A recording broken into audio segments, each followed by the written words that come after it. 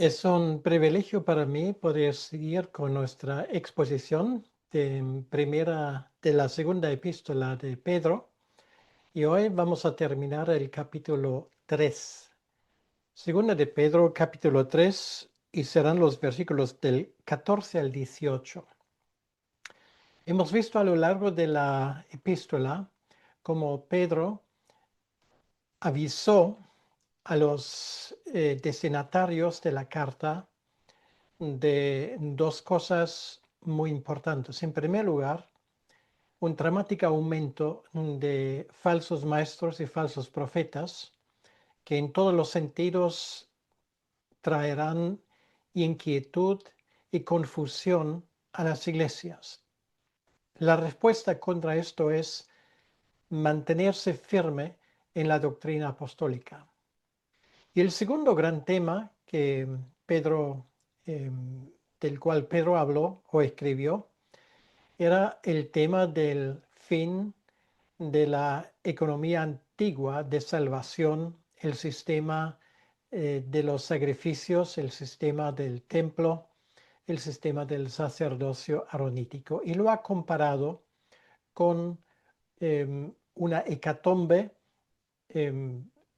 con las fuerzas del cielo que se disolverán. Es un lenguaje que algunos han llamado un lenguaje apocalíptico, pero realmente, como hemos visto la última vez, si lo comparamos en el contexto de la escritura misma, nos damos cuenta que es un lenguaje que los profetas del Antiguo Testamento usaron para la destrucción de Jerusalén, la primera destrucción que ocurrió en el año 586.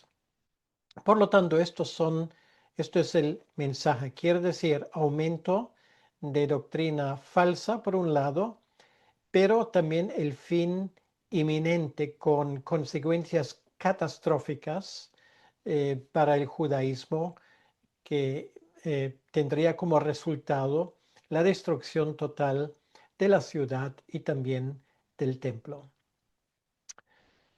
Ahora, para los creyentes, sabiendo todo esto de antemano, ¿cuál es la consecuencia? ¿Qué consecuencia tengo que sacar? Podríamos resumirlo en un título muy sencillo: deja brillar tu luz frente a la catástrofe que se avecina. Esto es realmente el tema de los versículos que cierran esta epístola. Sin ir más lejos, vamos a escuchar lo que Pedro escribe. Y voy a leer, como siempre, a partir de los versículos 14 al 18 en voz alta para que puedan seguir conmigo en sus Biblias. Y dice así la palabra de Dios. Por lo cual, oh amados, estando en espera de estas cosas, procurad con diligencia ser hallados por Él sin mancha e irreprensibles en paz. Y tened entendido que la paciencia de nuestro Señor es para salvación, como también nuestro amado hermano Pablo, según la sabiduría que le ha sido dada, os ha escrito.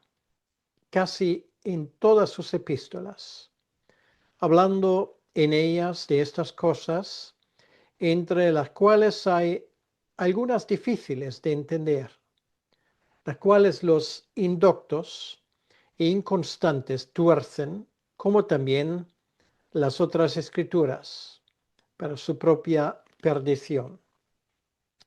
Así que vosotros, oh amados, sabiéndolo de antemano, guardaos no sea que, arrastrados por el error de los inicuos, caigáis de vuestra firmeza. Antes bien, creced en la gracia y el conocimiento de nuestro Señor y Salvador Jesucristo. A Él sea gloria ahora y hasta el fin de la eternidad. Amén. Hasta aquí la palabra de Dios. Vamos a hablar con nuestro Señor. Señor, una vez más te damos las gracias por el tremendo privilegio de abrir nuestras Biblias para escuchar tu palabra. Ayúdanos, Señor, a entender lo que nos quieres decir. Ayúdanos también a tomarlo en cuenta y a aplicarlo a nuestras vidas.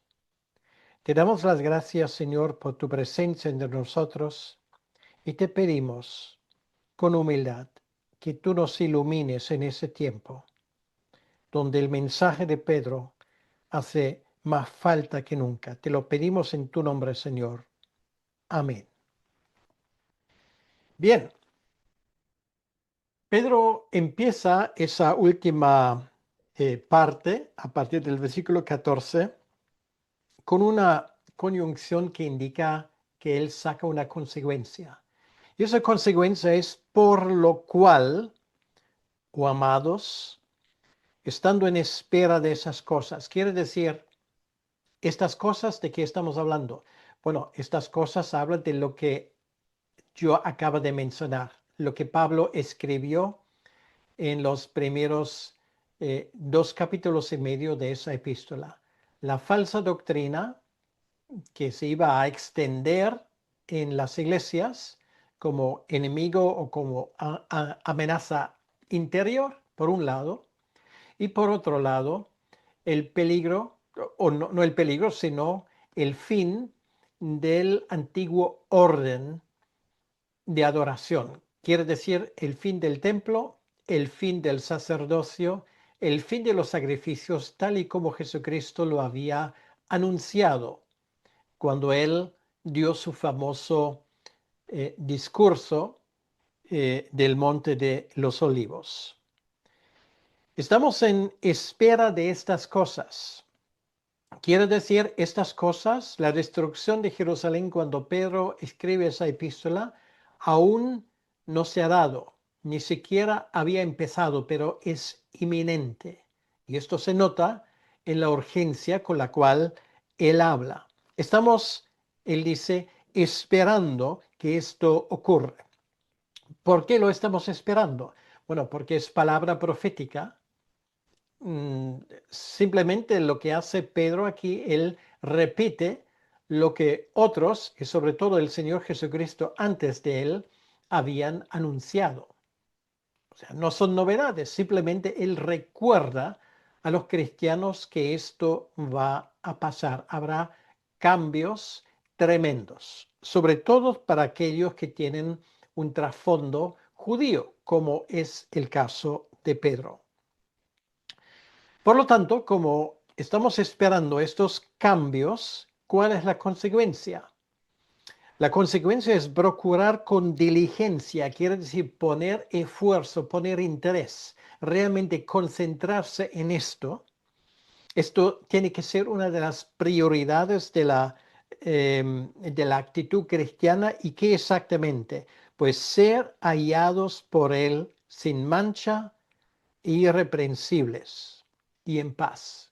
3 cosas. Sin mancha, quiere decir, ante la hecatombe inminente, lo primero que el cristiano tiene que tomar en cuenta es que se mantenga impoluto. Quiere decir que él no se contagie con la propaganda de los tiempos que corran, con las corrientes filosóficas que están de moda. Impolutos, eso es una palabra, por cierto, juntamente con la siguiente, irreprensible, que en el Antiguo Testamento se aplicó a los sacerdotes, porque esto es lo que somos, sacerdotes del nuevo pacto. Por lo tanto, nosotros tenemos que despreocuparnos de esas cosas. Esto ocurrirá, en este caso, como juicio divino. Y me atrevo a decir, el mismo juicio divino va a venir sobre todos aquellos que llevan el nombre de Dios en vano o que desafían los mandamientos y la justicia de Dios de una forma realmente bárbara, como ocurre en Occidente. Es una de las razones por la cual hace un par de años escribí el libro Juicio. Juicio en este caso sobre el continente europeo. ¿Por qué? Porque este continente está viviendo todos los días desafiando a Dios. Estamos viviendo en tinieblas espirituales. La gente está tan confusa que ya ni siquiera sabe si se tiene que definir como hombre o como mujer, ya no sabe ni hacer la diferencia. La gente está tan confusa que ha convertido el derecho al aborto como un derecho fundamental humano. Solamente en Alemania, todos los años, mueren 100.000 niños asesinados antes de nacer. Eso se llama aborto y es perfectamente legal. En España son otros 100.000. Ya entre ambos países ya sumamos 200.000 anuales. Y puedes añadir más países como Francia, el Reino Unido, prácticamente cualquier país europeo ha permitido legalmente el asesinato de niños inocentes. A su lado, el rey Herodes el Grande es un mero aficionado. Que esto acarreará el juicio divino es evidente y lo estamos esperando. Este continente vivirá el peor juicio de toda su historia. Y nosotros vamos a tener el privilegio de presenciarlo en primera fila. Y no se crean que a mí esto me haga ninguna pizca de gracia. No me hace gracia. Podría echarme a llorar cuando veo todos los días las barbaridades que se cometen en el nombre del humanismo. Auténticas aberraciones. El juicio de Dios será la consecuencia. Ahora, podríamos encerrarnos, podríamos huir, podríamos hacer muchas cosas, pero nada de esto dice Pedro aquí. Dice, ustedes procuren con diligencia, quiere decir que esto puede costar esfuerzo, ser hallados sin mancha. Quiere decir, nosotros no vamos a aplaudir a sus héroes, no vamos a cantar sus canciones de propaganda, no vamos a repetir sus lemas aberrantes, no vamos a participar en sus manifestaciones diabólicas, ni vamos a elogiar políticos que son simplemente siervos del diablo. Así de claro. Sin embargo, vamos a mantenernos aparte, de forma irreprensible. Nosotros vamos a seguir amando, hasta amando a nuestros enemigos. Y de esos hay muchos en estos días.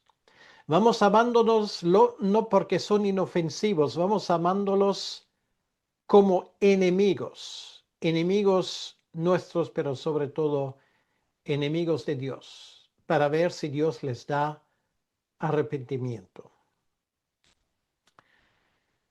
Eso en paz. Jesucristo ya nos dio el consejo, si de vosotros, si es posible, mantener la paz con todo el mundo, vivir en paz con todo el mundo. Pablo repite este consejo. Nosotros no buscamos la guerra con nadie, ni el enfrentamiento, pero siempre, siempre vamos a obedecer a Dios más que a los hombres. Esto nos trae paz interno con nuestra conciencia, que es afilada por la palabra de Dios, y los demás van a ver que en la ciudad de Dios, en su pueblo, en su iglesia, en su congregación, hay paz. Todavía cuando ellos reciben esa carta, había tiempo de gracia para mucha gente en Israel y fuera de Israel, porque esos acontecimientos no solamente sacudieron a Judea y a Samaria, sino también al resto del imperio romano. Todas esas cosas han tardado tiempo, han tardado una generación, pero el tiempo de esa generación ahora se está acabando.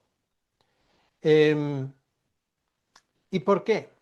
Porque Dios tiene un propósito, es tiempo de gracia. Y una vez más me van a permitir que esto aplique a la situación que aquí vivimos todos los días. Hay tiempo de gracia aún. Aún Dios está llamando a sus elegidos de entre los que ahora están perdidos. Aún el Evangelio se puede escuchar. Aún el Evangelio se puede predicar. Aún en esa Europa dejado de la mano de Dios y nunca mejor dicho, todos los días hay gente que se salvan. Y esto es nuestra tarea, predicar la palabra de Dios, pero toda la palabra, no solamente una parte. ¿Por qué? Bueno, porque tenemos que entender, dice Pedro en el versículo 15, que la paciencia de nuestro Señor es para salvación. Esto fue durante los 120 años que Noé predicó, cuando él estaba construyendo el arca. El mismo Pedro dice que él fue pregonero de justicia, lo hemos visto en el capítulo 2, versículo 5. Fue tiempo de gracia, fue tiempo de gracia en Israel antes de la destrucción del primer templo. Había 2 asaltos previos, fueron avisos. Algunos se habrán arrepentido, pero la gran mayoría no. Lo mismo ocurre en ese momento y lo mismo ocurre hoy. Mientras que el juicio se retrasa por la voluntad de Dios, aún es tiempo de gracia, porque llegará el momento, llegará la noche, como dijo Jesucristo precisamente en cuanto a la destrucción de Jerusalén, cuando nadie podrá actuar. La paciencia de nuestro Señor es para salvación. Ahora, Él invoca ahora a un personaje sorprendente, el apóstol Pablo, su compañero. Y no hay que olvidar que la relación entre ambos no siempre ha sido exento de problemas, para decirlo suavemente. Pues en una ocasión, nos damos cuenta, ocurrió precisamente en la ciudad de Antioquía. Pablo tiene que reprender a Pedro en público de una forma tajante. Pedro se la buscó, como se suele decir, y recibió lo suyo. Una reprimienda pública como una bofetada bien distribuida. Se lo mereció. Pablo no se arrepintió de haberle llamado la atención en público. Para Pedro fue bueno, fue saludable. Y obviamente Pedro tiene la grandeza de no haber guardado rencor en su corazón, sino ahora él invoca a Pablo y mira cómo habla de Pablo, aquel que le reprimió públicamente. Él dice aquí, nuestro amado hermano Pablo. Quiere decir, Pablo en ese momento que muy probablemente también ya estaba preso, esperando su juicio, o por lo menos a punto de ser prendido. Pablo gozaba de un tremendo prestigio. Es el amado hermano Pablo. Eso es lo primero, él reconoce su favor con los cristianos. En segundo lugar, él dice que es un hombre sabio, según la sabiduría que le ha sido dada. Y esto Pedro lo reconoce.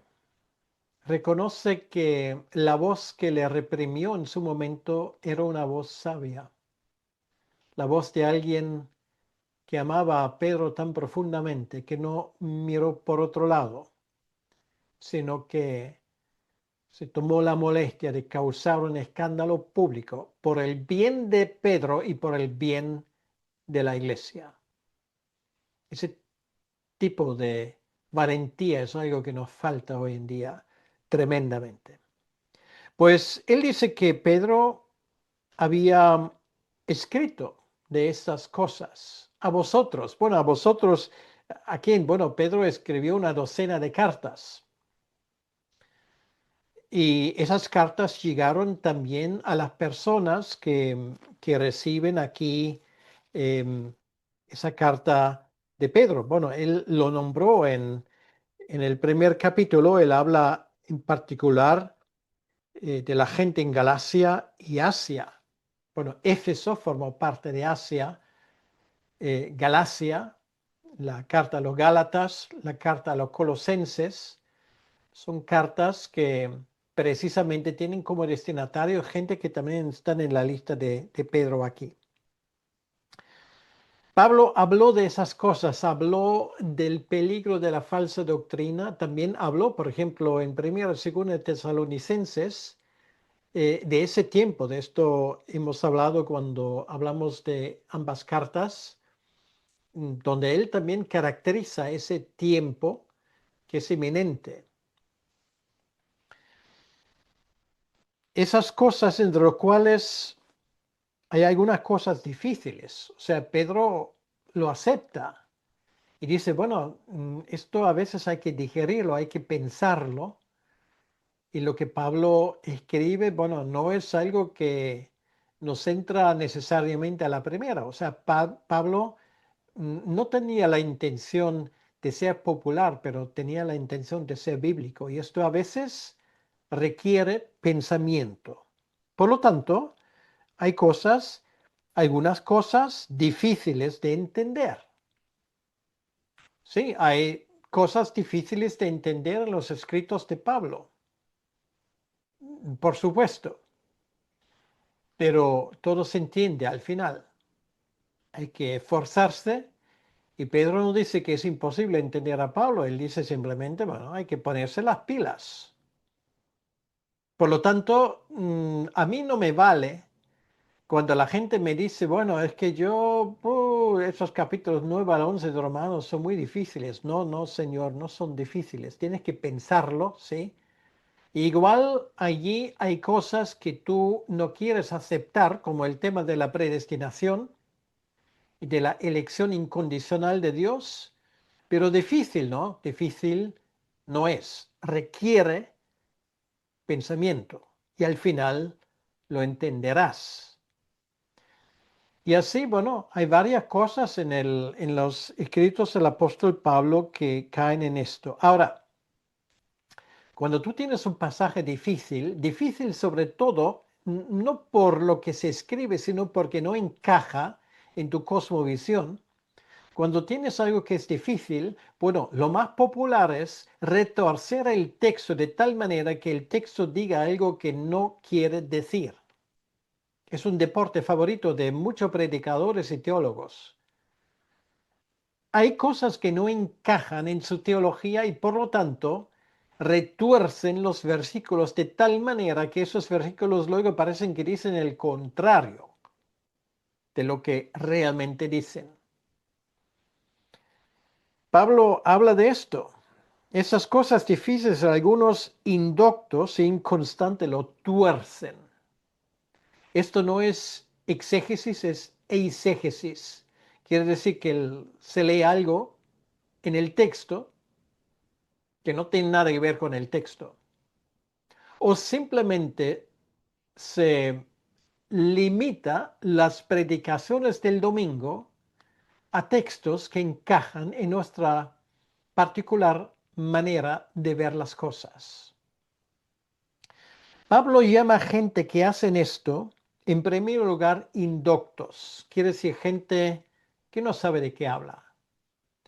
Una persona indocta es una persona que no ha sido enseñado bien, que no ha entendido y que por lo tanto no puede ayudar a otros. Son ciegos que guían a ciegos.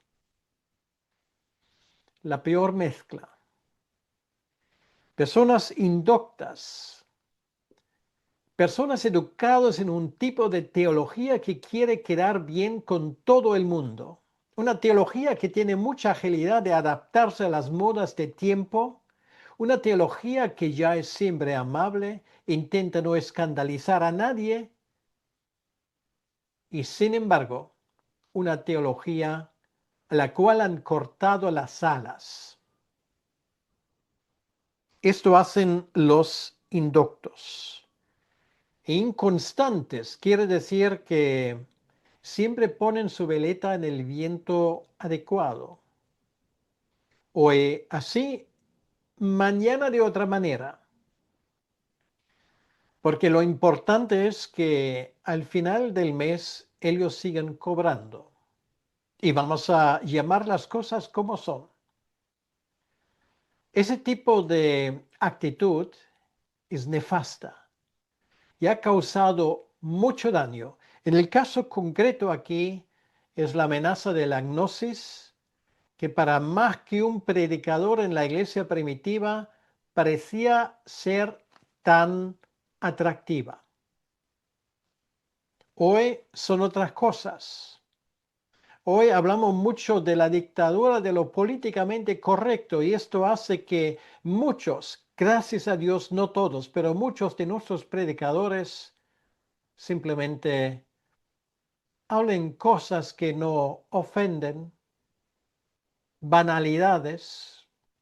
Acaba de escuchar ahora en estas fiestas que tenemos detrás algunas predicaciones que sí que dicen verdades, pero son verdades tan inofensivas, con una voz tan poco convencida, el mismo rollo todos los años, en vez de hablar claramente de lo que la palabra de Dios dice. Y luego nos extrañamos que nuestras iglesias al fin y al cabo quedan vacías, porque ¿quién quiera escuchar esto? Bueno, también es cierto que hay gente que quiere escuchar esto. También es cierto. Pero el Evangelio tiene que ser predicado con convicción y tiene que ser predicado con constancia, no retorciendo la palabra de Dios, sino predicando lo que está escrito. Ni una palabra más, pero tampoco ni una palabra menos. Y ahora viene algo que es sumamente interesante. Lo que hace Pedro aquí es algo inusual, insólito, que es muy importante también para establecer la doctrina de la inspiración de la Biblia. Hablando de esto, esos indoctos inconstantes retuercen lo que Pablo dice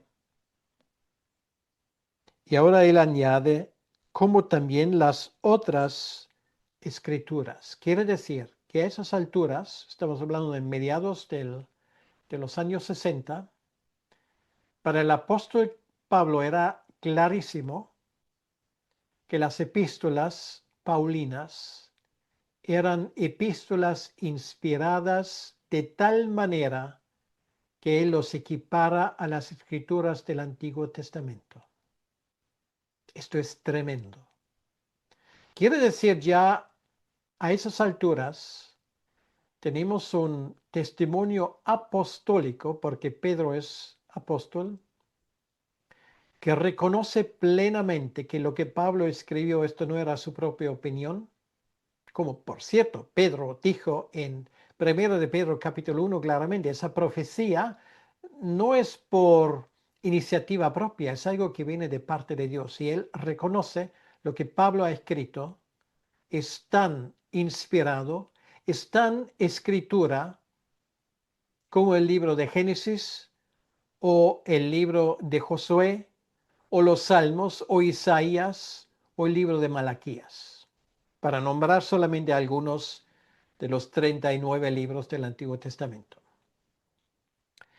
Quiero decir que esa gente, estos falsos profetas, estos retorcedores de la palabra de Dios, no solamente lo hacen con Pablo, lo hacen con el resto, en este caso con el Antiguo Testamento. Y otra vez, ya podría hablar de la incapacidad de tanta gente que se pone en un púlpito hoy en día de decir dos frases coherentes en cuanto al Antiguo Testamento. Sí, sí, sí, nos encanta citar el Salmo 23. Por Navidad nos encanta hablar de Isaías 7, de Isaías 9, de Isaías 11. Por la fiesta de la Pascua nos encanta hablar de Isaías 53. Y ya casi hemos llegado al final.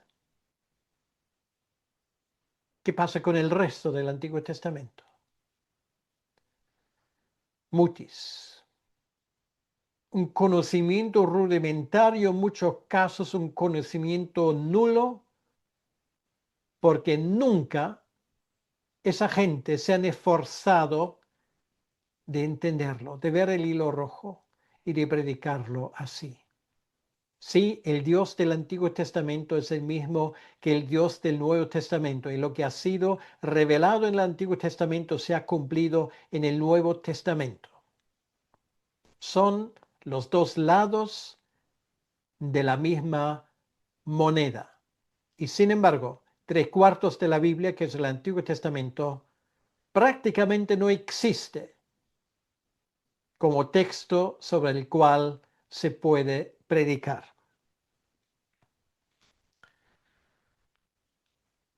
Y ahora Pedro habla de algo que pocas veces se toma en cuenta. Y te lo digo de forma muy cruda y clara. Si tú tuerces la palabra de Dios, el juicio de Dios te espera. Ay de ti si tú enseñas la palabra y no la enseñas con rectitud y con claridad. Ay de ti si para ti es más importante que la gente al final te dé un apretón de mano caliente y dice, qué bonito ha sido ese sermón. Un sermón no es bonito. Un sermón es cortante.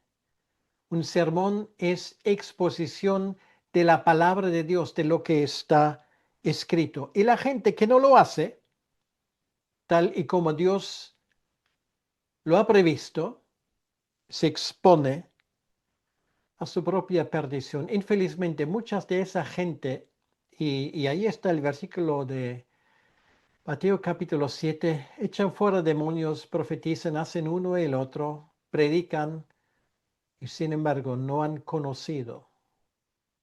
Esto ciertamente es cierto por una buena parte, yo diría, sin peligro de equivocarme, la mayoría de los teólogos protestantes y los pastores protestantes en el país donde vivo de momento ni siquiera son creyentes. No creen en la resurrección, no creen en un Dios todopoderoso, no creen en la inspiración de la Biblia, no creen nada de esto. Y si no se arrepienten, su destino será la perdición eterna. Es una cosa muy seria esta. Dice aquí, finalmente, Pedro, llegando al final de esto, así que, bueno, otra vez una conclusión. Vosotros, amados, sabiéndolo de antemano, es la segunda vez que lo dice, nosotros sabemos lo que Dios piensa de esas cosas. Los creyentes en aquel entonces sabían lo que iba a pasar. Así que vosotros, amados, sabiendo lo de antemano, ¿y ahora qué tenemos que hacer? Esperar el rapto, esperar a que el Señor de forma milagrosa nos quite del juicio que va a venir. Guardaos. Esto es lo primero. Guardaos. Tened cuidado. Tened cuidado con la doctrina. Tened cuidado con la forma como vives. Tened cuidado con la iglesia con la cual te juntas. Tened cuidado con muchas cosas. Guárdate. Cuídate. no sea que arrastrados por el error de los inicuos. Y de esto Pablo y Pedro y Jacobo, Santiago y Judas han advertido una y otra vez, y Juan también. El error te puede arrastrar. La falsa doctrina puede causar muchísimo daño en tu vida. Te puede arrastrar en el sentido de que alguien que es arrastrado se aleja cada día más de la orilla donde está a salvo. Es arrastrado, cada vez se aleja más y ya no es capaz de procurar de salir porque la ola le arrastra. El error es terrible. Si permites que el error gane terreno en tu vida, el resultado puede ser absolutamente nefasto. Y estos inicuos, esa gente que se ha puesto al servicio no del evangelio de la verdad, sino de la falsa, así llamado, sabiduría, la gnosis, que hoy tiene su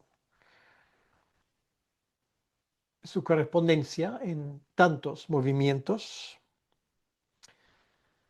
para que no caigáis de vuestra firmeza.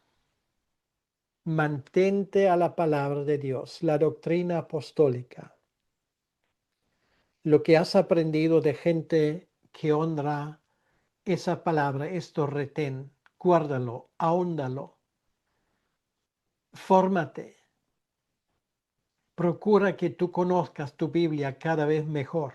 Es tu responsabilidad. Eso es lo que tienes que hacer.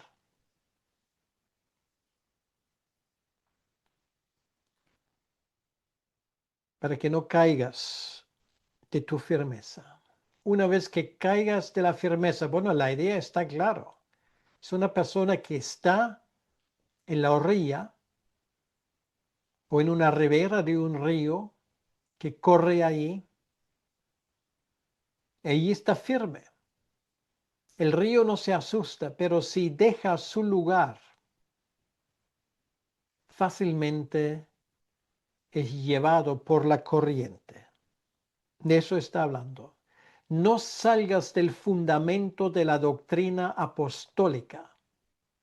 No salgas de la doctrina que pusieron los apóstoles de una vez y para siempre. Eso por un lado. Esto es lo que no tienes que hacer. Pero lo que tienes que hacer es, antes bien, tienes que crecer en la gracia. Crecer en la gracia y el conocimiento de nuestro Señor y Salvador Jesucristo. ¿Cómo se hace esto? Tienes que dejar que lo que has entendido cada vez más forme parte de tu propia vida, que cada vez más forme parte de tu forma de pensar, que eso no solamente sean cosas teóricas, sino cosas prácticas, cosas concretas, cosas que para ti sean realmente el principio para algo que viene, porque tienes que profundizar en esto. Crecer en la gracia habla de un crecimiento continuo. La gracia aquí es sinónimo del Evangelio, de lo que está escrito, de la Biblia. Crecer en lo que Dios ha revelado de una forma completamente inmerecida, entre ellos nuestra salvación. Eso tiene que ser algo continuo. Crecer en la gracia quiere decir que allí no puede haber una pausa. Eso tiene que continuar. Y el conocimiento son hermanos gemelos. El conocimiento de nuestro Señor y Salvador Jesucristo. Tienes que conocerle cada día más. ¿Y cómo le vas a conocer? a través de su palabra. Estúdialo. Anda con Él, escucha sus palabras. Aplica esas palabras a tu vida. ¿Por qué? Porque es la forma de mantenerte en el lado correcto hasta el final. Y todo esto termina con una bendición: a Él sea la gloria, ahora y hasta el día de la eternidad, siempre, para siempre. Amén. Y con esto hemos llegado al final de esta segunda epístola de Pedro. Espero que algo hayas aprendido. Yo, que lo he estudiado varias veces, he aprendido cosas nuevas que me encantan. Así que yo espero que lo mismo sea cierto también en tu vida. Si me permites, vamos a orar juntos y vamos a pedirle al Señor que Él nos bendiga. Gracias, Señor, una vez más por este estudio de Segunda de Pedro. Gracias te damos por este gran privilegio de poder abrir nuestras Biblias para entender lo que nos quieres decir. Gracias por tu presencia entre nosotros. Y te pedimos, Señor, que a través de esa serie muchas personas pueden ser bendecidas y tal vez incluso llamados para seguirte. Señor, te lo pedimos en tu nombre, para tu honra y para tu gloria. Amén. Que el Señor te bendiga.